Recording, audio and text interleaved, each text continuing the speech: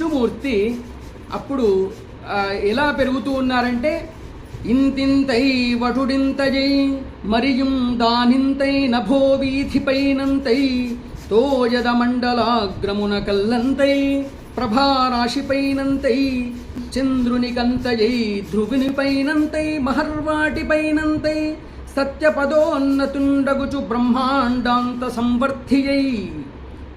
అంటే ఆ విష్ణుమూర్తి చిన్న 8 ఏళ్ల బాలుడి నుండి విరాట్ స్వరూపాన్ని పొందుతూ ఉన్నారు. ఆ విరాట్ స్వరూపం ఎలా ఉన్నదంటే అత్యంత అద్భుతమైన ఘటన. అంటే ఇక్కడ వ్యాసమూలంలో ఏమనిచ్చారంటే తద్వామనం రూపమవర్ధతాద్భుతం హరేరనంతస్య గుణత్రయాత్మకం భూఃకం దిశోద్యౌ వివరాః పయోధయః తిర్యన్రుదేవారుషయో యదాసత.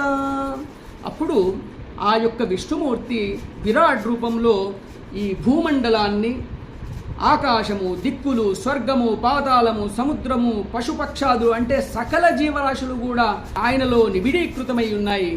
అంటే మన భూమండలంలో భూమి కింద అతల వితల సుతల తలాతల రసాతల మహాతల పాతాల మన భూమిపైన భూర్లోక భువర్లోక సువర్లోక మహోలోక తపోలోక సత్యలోక సప్తకస్యాత్ అంటే ఈ మహాసంకల్పంలో చెప్పినట్టు ఈ 14 భువనాల్లో కూడా ఆయన అద్భుతంగా విస్తరించిపోయి ఉన్నారు.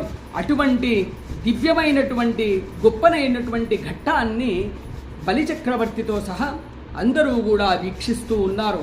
అప్పుడు ఆ భగవానుడు ఒక పాదంతో పృథ్వీని, అలాగే 2వ పాదంతో స్వర్గాన్ని, అంటే అది ఊర్ధ్వలోకాలకు వెళ్తూ రెండో పాదము మహర్లోక, జనోలోక, తపోలోకాలను అధిగమించి అంత్యమున సత్యలోకానికి చేరెను.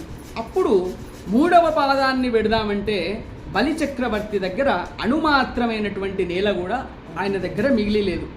అప్పుడు భగవంతుని యొక్క పాదపద్మాలు సత్యలోకాన్ని చేరేసరికి తన యొక్క నఖకాంతి అక్కడ ఆ సత్యలోకాన్నంతా కూడా ప్రకాశింపజేస్తూ ఉన్నది.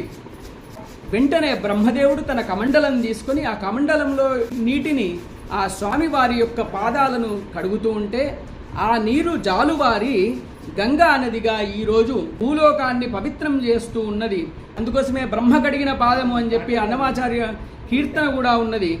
కాబట్టి ఈ విధంగా ఆ స్వామి ఇంత గొప్పగా విరాట్ రూపాన్ని ధరించారు.